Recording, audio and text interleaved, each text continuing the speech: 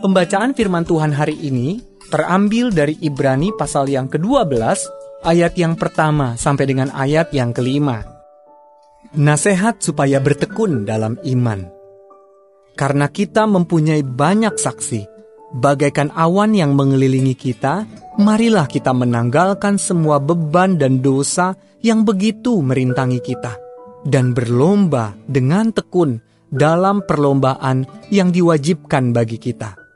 Marilah kita melakukannya dengan mata yang tertuju kepada Yesus, yang memimpin kita dalam iman, dan yang membawa iman kita itu kepada kesempurnaan, yang dengan mengabaikan kehinaan, tekun memakai salib, ganti sukacita yang disediakan bagi Dia, yang sekarang duduk di sebelah kanan tahta Allah. Ingatlah selalu akan Dia, yang tekun menanggung bantahan yang sehebat itu terhadap dirinya dari pihak orang-orang berdosa, supaya jangan kamu menjadi lemah dan putus asa. Dalam pergumulan kamu melawan dosa, kamu belum sampai mencucurkan darah. Dan sudah lupakah kamu akan nasihat yang berbicara kepada kamu seperti kepada anak-anak? Hai anak-anakku, janganlah anggap enteng didikan Tuhan, dan janganlah putus asa apabila engkau diperingatkannya.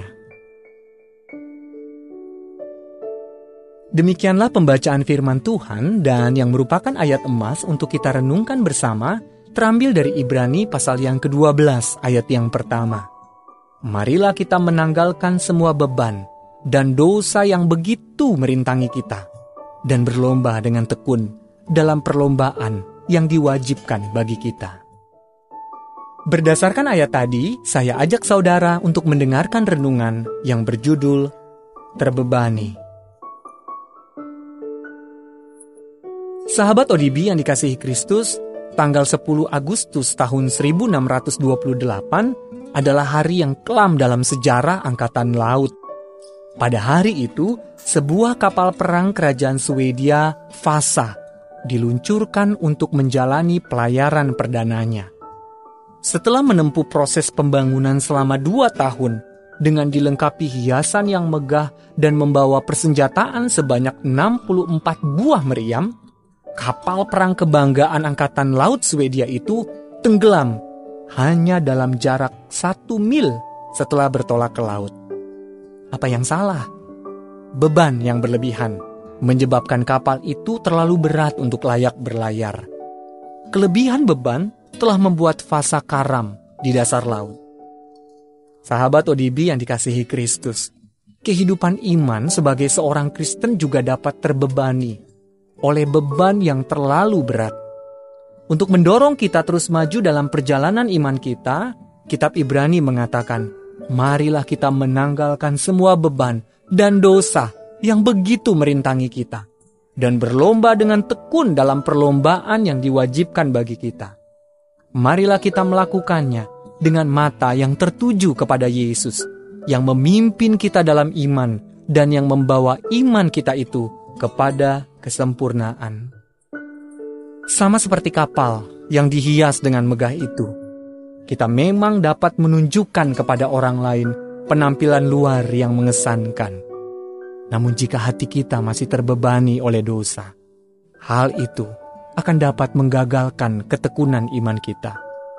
Meskipun demikian, masih ada jalan keluar. Dengan mengandalkan bimbingan Allah dan kesanggupan dari Roh Kudus, beban kita dapat diringankan dan semangat kita untuk bertekun kembali melambung. Sahabat ODB yang dikasihi Kristus, pengampunan dan anugerah senantiasa tersedia bagi orang beriman di sepanjang perjalanan rohaninya. Bapa di sorga, terlalu sering aku mencoba untuk menutupi beban dan tekanan dosa dalam hidupku dengan berbagai aktivitas rohani. Ampuni aku, tolong aku untuk menyingkirkan hal-hal yang menghalangiku untuk menjalani perlombaan dengan baik. Sahabat ODB yang dikasihi Kristus, ingatlah, bahwa ketekunan tidak hanya mencakup kemauan yang kuat, melainkan juga penyangkalan diri yang kuat. Mari kita satukan hati kita berdoa. Bapa yang baik, pagi hari ini kami menaikkan pujian syukur. Kami berterima kasih kepadamu, karena Engkau telah memberkati kami kembali melalui firman-Mu yang sudah kami baca dan yang telah kami renungkan bersama. Inilah kehidupan kami ya Tuhan, kami serahkan ke dalam tangan-Mu. Engkau Tuhan kami yang baik, Engkau Tuhan kami yang setia, yang akan menyertai kami sampai selama-lamanya. Terima kasih Tuhan Yesus. Sepanjang hari ini ya Tuhan, kami serahkan seluruh kehidupan kami ke dalam tangan-Mu. Dalam segala aktivitas pekerjaan kami yang akan kami kerjakan di sepanjang hari ini, Engkau akan menyertai kami lagi. Engkau akan menuntun kami.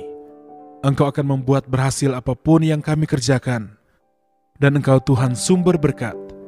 Engkau akan memberkati setiap pekerjaan kami.